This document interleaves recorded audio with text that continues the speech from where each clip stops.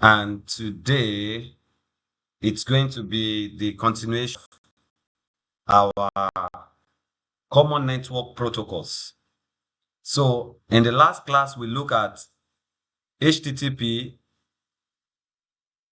and FTP, and we configured this topology. So we set it up.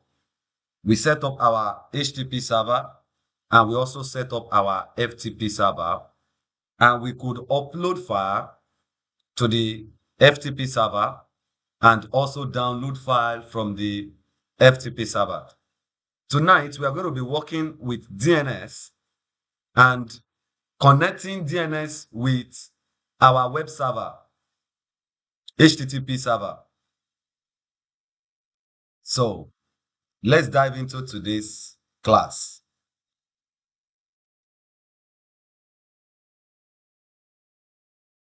DNS.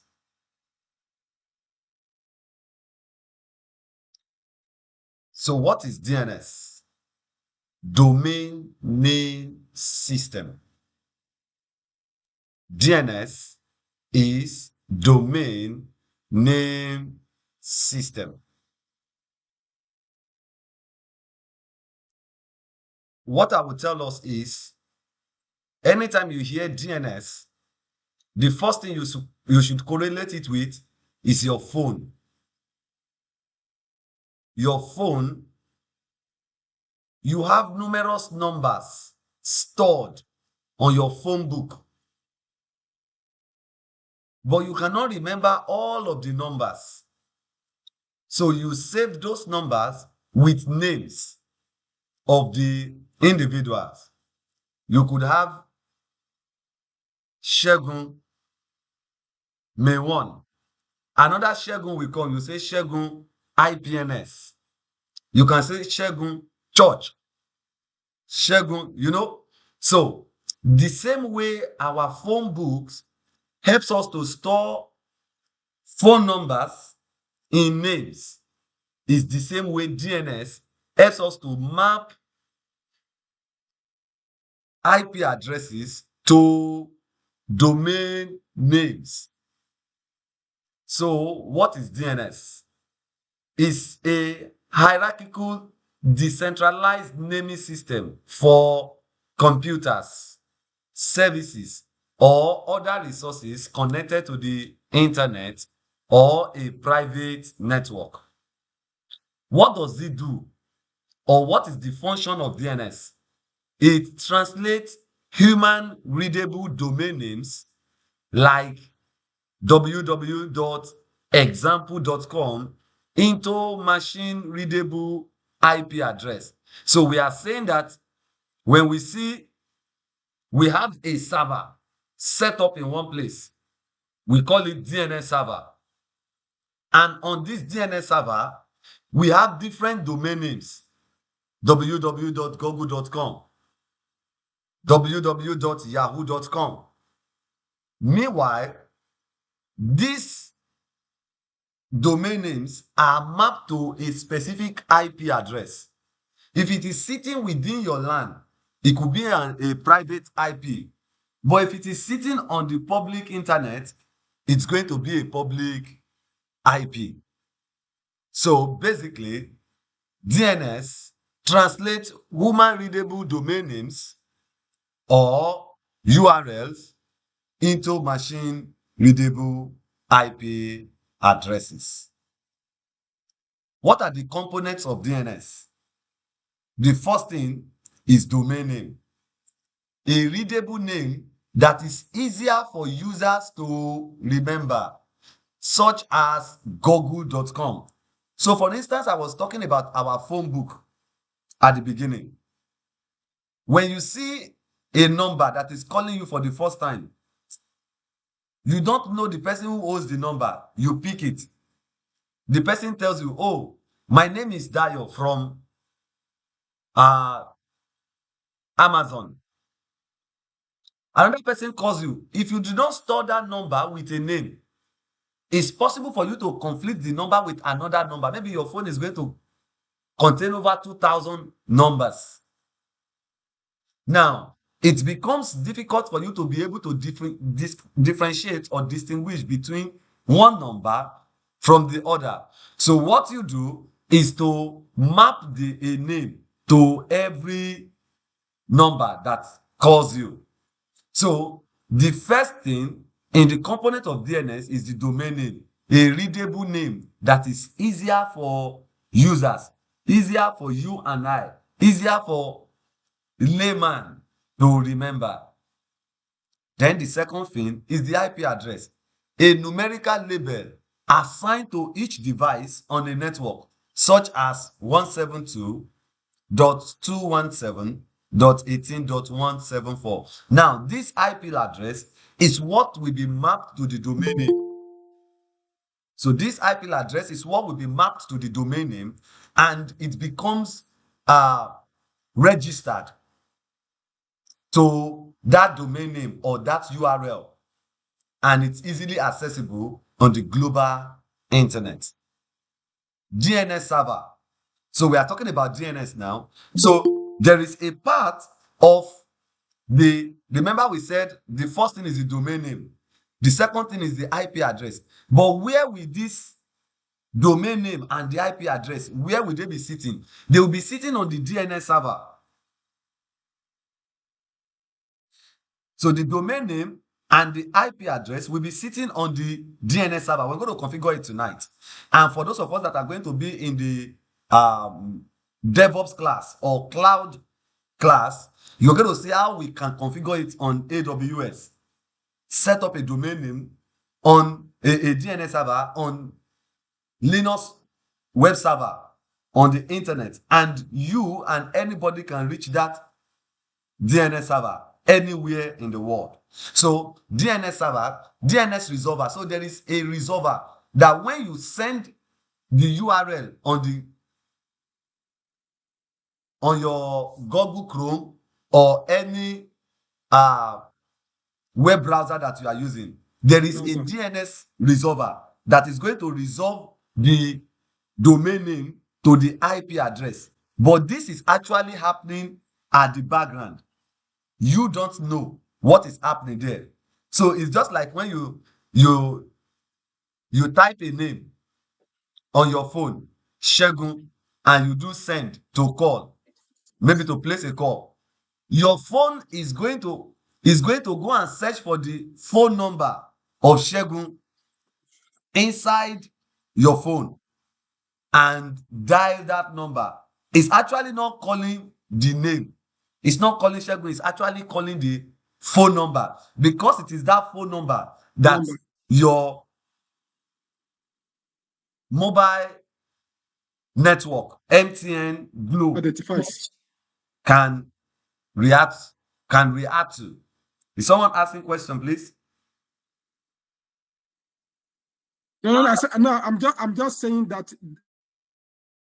I mean, your phone can only identify the numbers, exactly. not the name, not the letters. Not the letters, thank you. Your phone can only identify the numbers. So, because if your phone is going to identify the name, there are so many Shegun all over the world. There are so many, irrespective of the name. Don't be surprised that there are names you set up in your phone that another person is using that same name on its own phone. Maybe Shegume 1. I could have Shegume 1 too on my own phone. So it becomes impossible for, if it is the name, it becomes impossible for your service provider, MTN Glo, to know who exactly is Shegume 1, but the number. So the first thing is the DNS resolver. The server responsible for sending queries to other DNS servers to resolve domain names into IP addresses. So this is our DNS resolver. This is the server responsible for sending queries to other DNS servers to resolve domain names into IP addresses. So, and we have the root DNS server. So this is the top level DNS server that knows where to find authoritative name servers for all top level domains. Now, listen to this. For those of us that are coming into IT newly, you don't need to go and understand or begin to read all of these things. Just understand what DNS server does. Understand that, okay, it helps us to resolve domain name to IP address. If you want to go 2-3 level higher, you can begin to know how to configure a DNS server. Okay, fine. But understand what it does. Because nobody is going to employ you as a newbie and want to give you its DNS server to set up. No. So, but the root DNS server is the top level DNS server that knows where to find the authoritative name servers for all top level domains. Domains like google.com, .org, .edu. These are top level domains. Authoritative name server.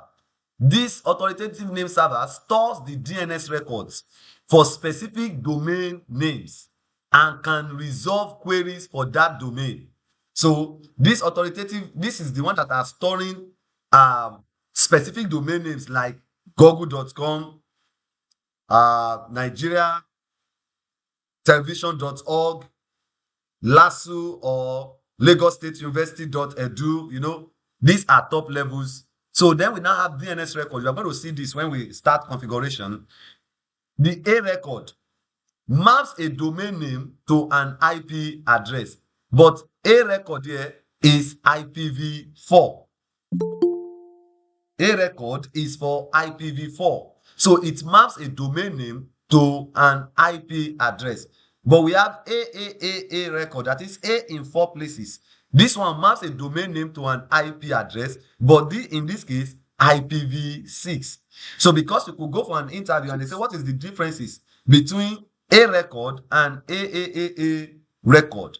Know that A record for DNS records is for IPv4 and it's mainly to map a domain name to an IP address. While the A record is also still mapping a domain name to an IP address, but for an IPv6 IP address. So if, for instance, you configure an IPv6 on your PC and you also configure IPv6 as the IP on the DNS server, you can get, when you are going to set up the URL or the domain name to resolve for that IP address, you are not going to use A record. In this case, you are going to use the A record. We have the MX record. Specify the mail servers for a domain. So that is for people who are going to be configuring mail servers. CNAME record. This is canonical name, alias for a domain. So there are sometimes you say, okay, I want to have an alias. So that is where you use the CNAME. PTR record maps an IP address back to a domain name, reverse lookup. So this is the reverse lookup. NS record, specify the authoritative name servers for a domain. Now, if you are going to be sitting down and be doing things like server related, you can sit down and begin to understand the nitty-gritty of all of these DNS records. But the major part that we are concerned with is these two ones, A record and the A record, which is mapping domain name to an IP address. So the TXT record. Yeah, please ask a question. Hello, sir. Sorry, I want to ask you a question. Please go ahead. No, I mean, don't mind me, but I just want to ask, how can we understand all of this? Okay, so the first thing I say is don't try to understand everything. Just know that these things exist. Know that they exist, but the major thing you should understand is what exactly does DNS server does for you. Okay. It resolves your IP address. So somebody can ask you, why is it that if I put www.google.com on a web browser, it shows Google? Someone can ask you that question. So you should be able to tell the person, oh, that is the work of a DNS server. Do you get that? Okay. Okay, so that it's DNS server that is doing that to you. So, for instance, I can do this now. I'm going to show you something now. Just let me know if you can see my screen. I'm bringing up uh, my command prompt. Ping. Can you see my command prompt? Yeah. So Yes, sir. if I do ping www.google.com, now you can see this is the IP address for Google. It's resolving to 216.58.223.228. So I will show you something now. If I copy this IP address, if I copy this IP address and go to my web browser and enter, it will lead me to Google. All things being equal. Can you see?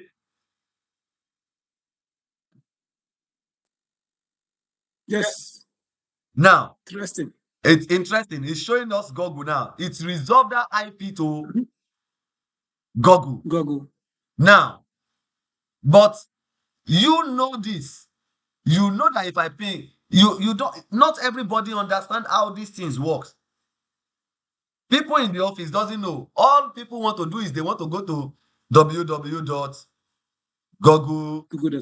google.com. That's all. They don't care. Nobody will. Now, imagine if I have to remember the IP, this IP for Google, and remember the IP for Facebook. Ping, let's say Amazon.com. So look at Amazon now. Amazon is easy to remember, Amazon.com. But look at the IP 54.239.28.85. Let's copy this and see what happens. If it's going to resolve to Amazon. Okay, so it's advanced. Let's go.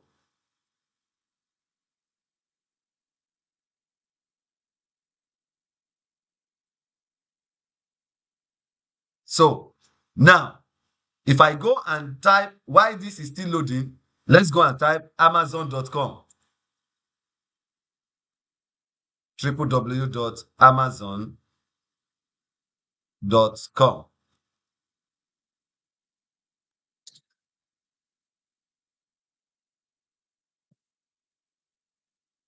You can see this is Amazon.com.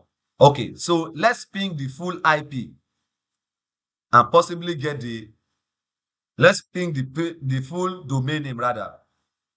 Ping. So look at the IP that is showing. So the IP for Amazon, www.amazon.com is 108.139.203.59. Let's copy that and come back and try to access that. Okay, it says error. Okay, let's go back and check with this. Okay, so the request could not be bad request. We can't connect to the server for this app. All right, so, but then understand that this is how this really works most times. Remember that Amazon themselves, they host their website on different IPs. I will explain what I meant by that. So in cloud, there's what we call availability zones. Okay, there's what we call availability zones.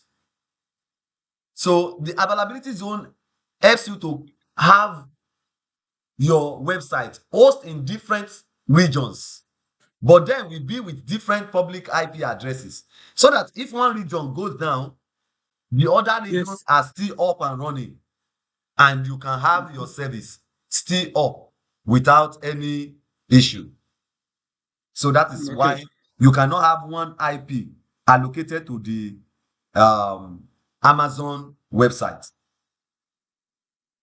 Okay, so how DNS works, that is the process that DNS uses to work. The first thing is query initiation. The user types a URL, e.g., www.example.com, into their web browser. That is the first thing. So it queries it. Now, the second thing is the DNS resolver interaction. So the user system sends a DNS query to the configured DNS resolver, usually the ISP or local network DNS server. So sometimes you set up your own DNS server in your office. So the people who set this up is your server administrators. They set up your DNS server. So instead of going to the internet or your ISP for your DNS, you could host your DNS internally. So when you type google.com, your DNS server that is either sitting in your local network or sitting with your internet service provider will resolve. So it's going to resolve the URL or the domain name that you typed on your web browser to an IP address. Then the third thing that happens is the root server. If the resolver doesn't have the record cached, it queries the root DNS server, which replies with the authoritative DNS server for the top level domain. So TLD is top level domain, such as .com, .org, .edu. So sometimes there is already a cached URL. That is the one of the reasons why you can host, you should, or the advantage of hosting your DNS locally. So if there is a cached URL already, it will be very fast. Before you know it, you have access to those. You just think, oh, this internet is working very fast. Oh, I can access it. Meanwhile, what you are accessing is a cached URL. So it's saying that, oh, you don't have to go to my ISP to have access to some domains. I have it locally. Oh yeah, take. It's like saying that, okay, maybe at in the inception of Mr. Biggs, for instance. Mr. Biggs is only in Ikeja if you are in Nigeria and you stay on the island. So it means you have to travel down to Ikeja before you can get Mr. Biggs food. But now, they now have different outlets of Mr. Biggs to the extent that one is just beside you. So you can just stroll down the street and buy from the Mr. Biggs there. Because okay, hello, sir. Yeah, hello, sir. Sorry to cut you up. I want to ask a question. Please ask.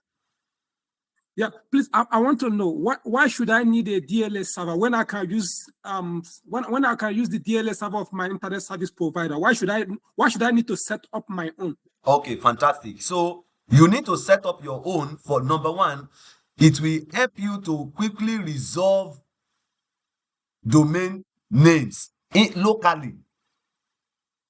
That's what I'm just explaining now, that when Mr. Big started, maybe the first branch was in Ikeja. That Ikeja is like your ISP. Then they now begin to have small outlets in different locations. So you that you are on the island, you can just go to the one that is beside you in your street and buy. It is still the same food in Ikeja that you will get in the small store on the island. So that is one. Number two, security purpose. You don't know how secure your ISP DNS server is. So you don't want all your users to have to go to your ISP to resolve. So let them resolve locally. You can protect your own DNS server yourself. Okay. So for security purpose, you need it. For fast resolution, you need your own DNS server. Okay. All right. So, all right. Then the next step that happens is the TLD, which is the top level domain name server. The resolver queries the top level domain name server, e.g. .com, for the IP address of the authoritative server, for example.com. So authoritative name server now. The authoritative name server for example.com responds with the A record IP address of, now it's example.com, But I'm going to be using this for our configuration. So that is why I put it here. www.networkingsitsolution.com. So the IP address returned. The resolver sent the IP address to the client, which then connects to the server. Meanwhile, it is the IP that comes to us, but we don't know. All of these steps, these 6 steps, actually took place within some few seconds. But these are the things that happen at the background. So somebody was asking, why should I set up a DNS server? Number one, it's user-friendly. It converts domain name into IP addresses, making it easier for user to access website. All I need to remember is the name of that website. Oh, Amazon.com, Microsoft.com, Google.com, Azure.com, NetworkingsITSolution.com. I can't be keeping their IP addresses in my head. Even as a network engineer, for instance, you after you've worked in your infrastructure for a very long time, you will know your IP addresses, but you will still miss some at some point. So you can imagine if we have to now store the IP address of all of the domains in the whole world. That means we'll become a computer. Redundancy. It provides multiple DNS servers to ensure availability in case of failure. That's why you should have a DNS server as well. Redundancy. Security helps prevent attacks like DNS spoofing and DNS cache poisoning. So there are some people that target DNS servers and try to hack the DNS. Okay. So this is the topology that we're going to be using to work tonight. So we've set, in the last class, we set up our topology for 3PC. We configured the HTTP server and we configured the FTP server. But tonight, we're going to be introducing the DNS server. So let me power up my packet tracer.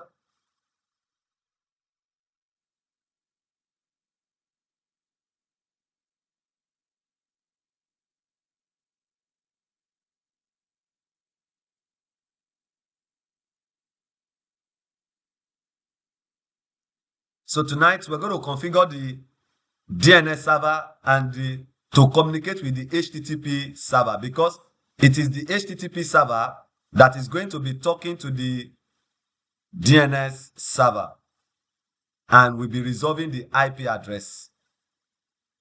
So the first thing we want to check is to check that we have an IP address on the HTTP server, or that the HTTP server is working perfectly. So let's change it and say the HTTP. Your HTTP server is still the same thing as your web server, and the IP address is 192.168.30.50. Okay. Can delete this.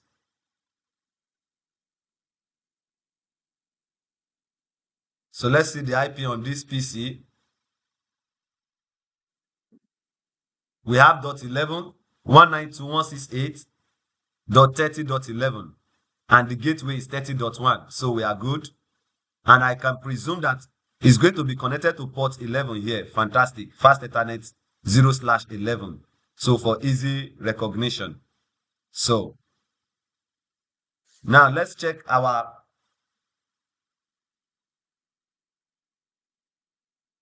HTTP server and be sure it's working. So if I come to this PC and try to ping .50, which is the HTTP server, ping 192.168.30.50, it's responding. So meaning if I go and try to access it on the web browser, 192.168.30.50, it should resolve. So we can see this, that is what? This is Networking's IT solution page. It's resolving the IP address. But now we don't want to put IP address, we want to put a domain name. Okay. We want to put a domain name, and that domain name should be Networking's IT solution. This domain name. What we want to put is this domain name, www.networkingssolution.com. So that is the domain name we want to use for that IP. So let me try and copy it and see. So now, what I need to do, you need to watch the last video of how we set this up in order to be able to configure that. So we bring up our DNS server.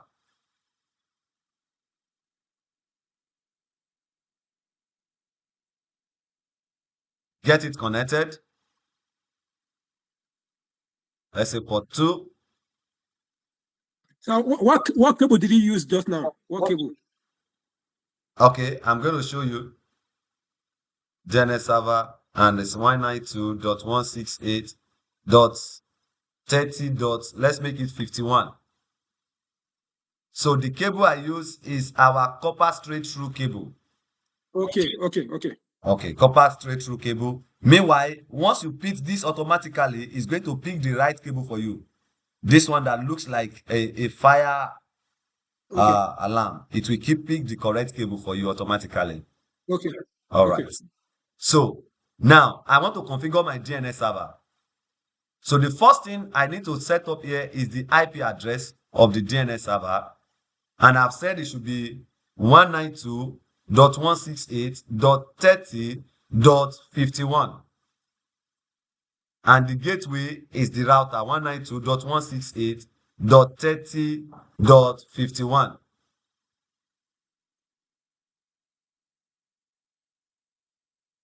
Please give me a moment, class. Okay.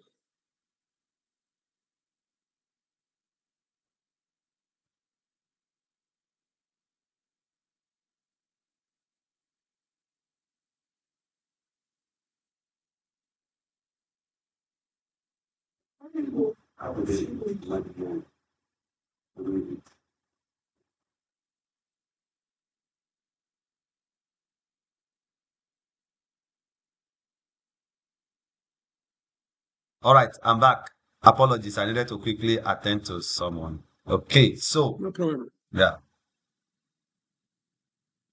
So we're configuring, and we said that, okay, the gateway should be 51.30.1. Now, the DNS is going to be itself because it's the DNS. So it should be itself. So we can close this, and then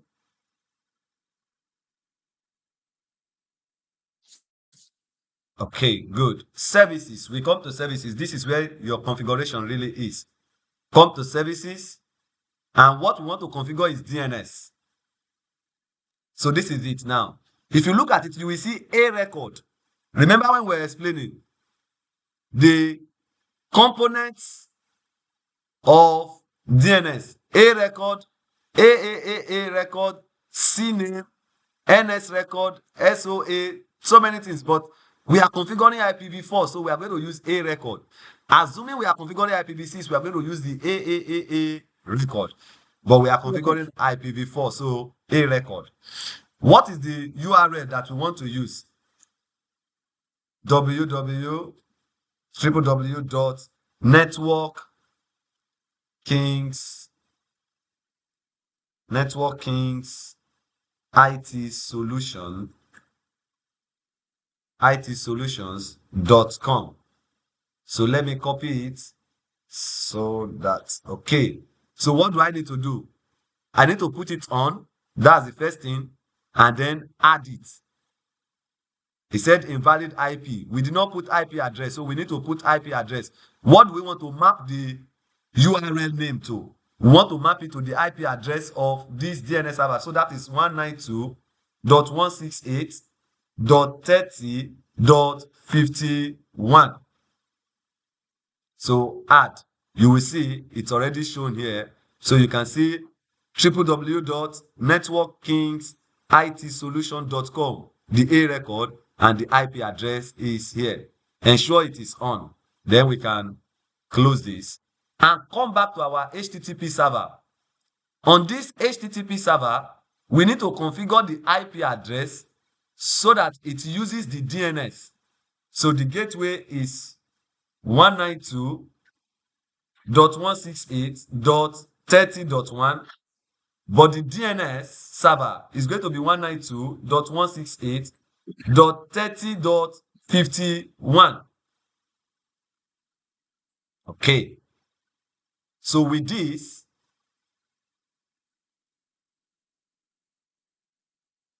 we can go to our phone, our PC now. On this PC, we need to configure it to use the DNS too. So you see the IP address 192.168.30.11.255.255.255.0, that's /24, and the gateway. Then we need to put the DNS server so that when we put the URL, it can resolve to that IP address. Do we understand what we are doing here? Okay. Yes. Okay, so the first thing is for me to ping the DNS server and see if it's replying. Oh, it's responding. I can ping the DNS server .51. So if it's responding, the next thing is for me to try and access the URL now. So I am putting www.networkkingsitsolution.com. You see now, it gave me Cisco packet tracer, right? So let me go and configure the DNS server with proper configuration. So this is the web page that is on that DNS server. So if I go back to the DNS server,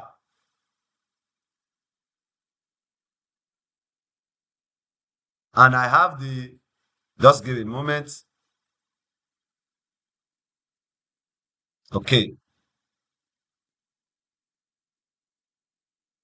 The HTTP server, sorry. So let's edit this.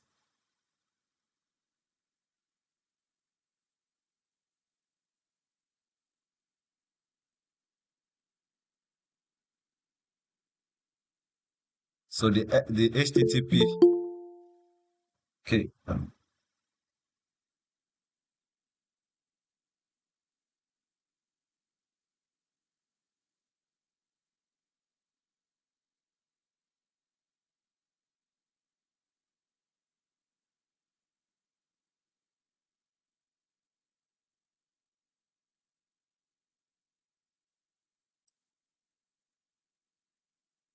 So let's check our HTTP server once again. We are going to delete all of this. So let's delete all this. Yes. Let's just leave alone the index.html because that is what we want to communicate with. We only want to communicate with the index.html file.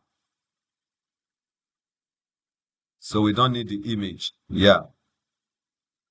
So even in our index.html, we want all this out. So we can configure it for those who are familiar with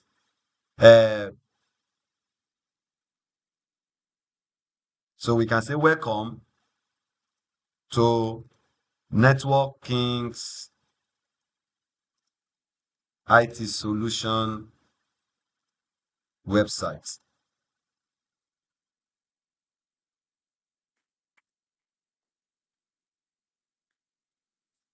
So we save this.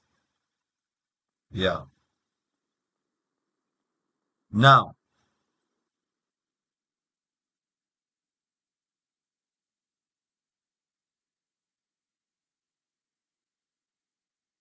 .50, it's mapped there.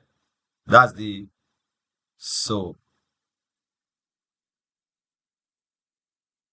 on our DNS server now,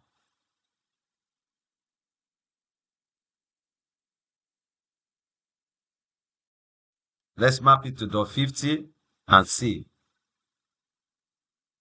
So let's come back to the My PC. network is very bad. You're recording it.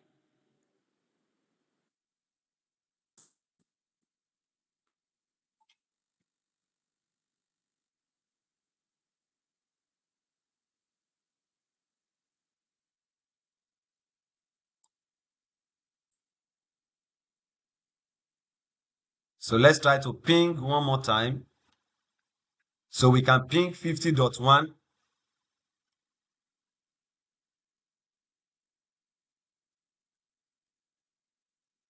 50.50 as well, which is the HTTP server. So if we make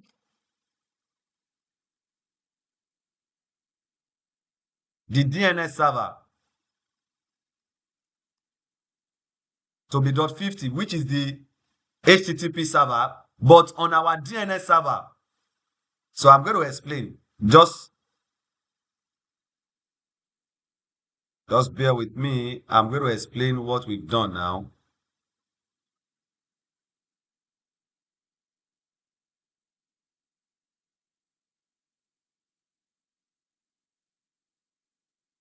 So we should get host name.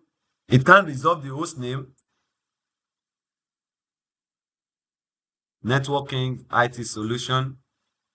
So let's use another PC, the second PC here, and give it the domain name. Okay, this PC does not have an IP, 192.168.30.12. Then 192.168.30.1, and the DNS server is 192.168.30.51.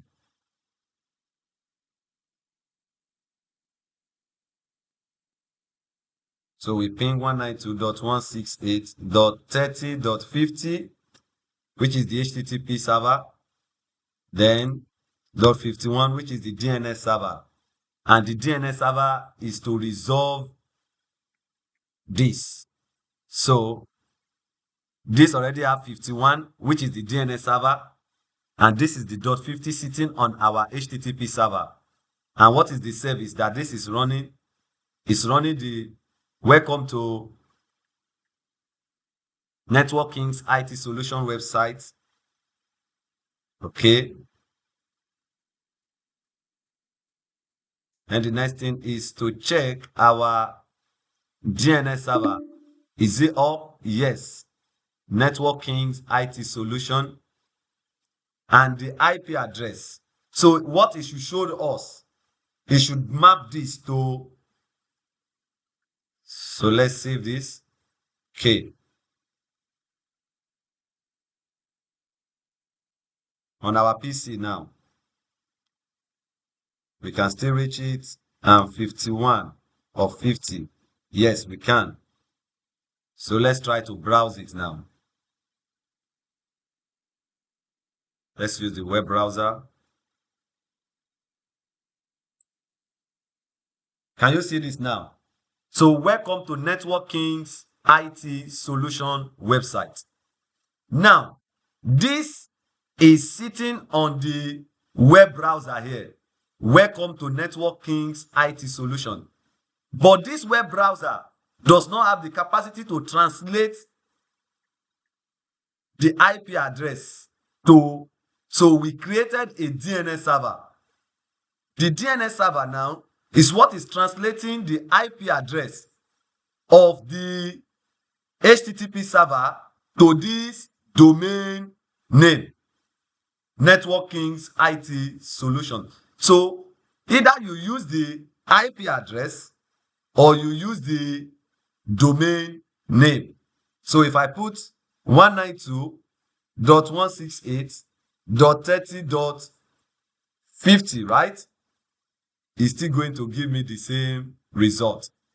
So I can copy this and stop, close it, come back again.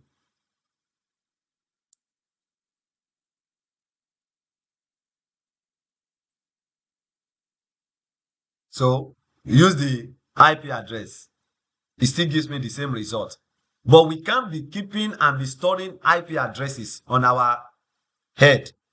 So that is why we need to know just give me your URL name. What's your website name? You give me the website name, and the next thing is I use the website name www.networkingssolutions.com. So we are good to go. Any question? So this is how to set up our DNS to communicate with our web browser or our web server or our HTTP server. Do we have any question?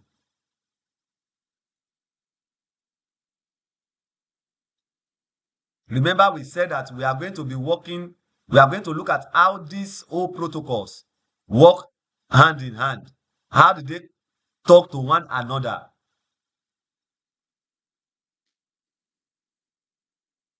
Okay.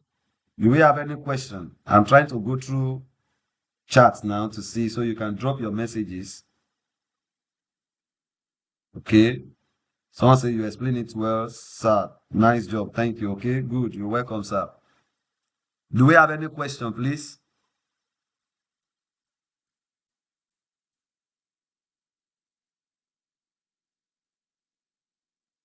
Okay. Well, I don't have any question for now. Okay. Do you understand? But Will you be able to set up your own? That should be the next question. Do you understand yeah, what we've done? I understand what it means, but Okay. for now, I will not be able to set up my own for now. Yeah, but if you sit I down, want to be able. Yeah. okay, sit down with the video. But I understand what it means. I Okay, understand. fantastic. First thing is to understand how it works. If you sit down with the video, check But might one or not two get things, it clearly. you'll be good to go. Right. Any other question? Okay, so if we don't have any other question, we'll call it a day here. Our next class is going to be on Wednesday, and I want us to wrap up the common network protocols.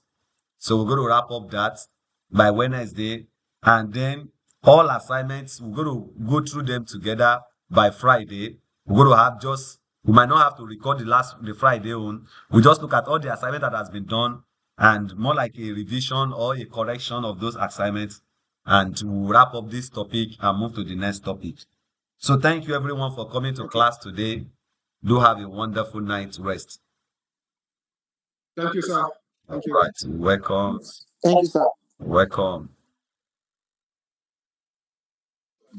Thank you. sir. All right. Welcome.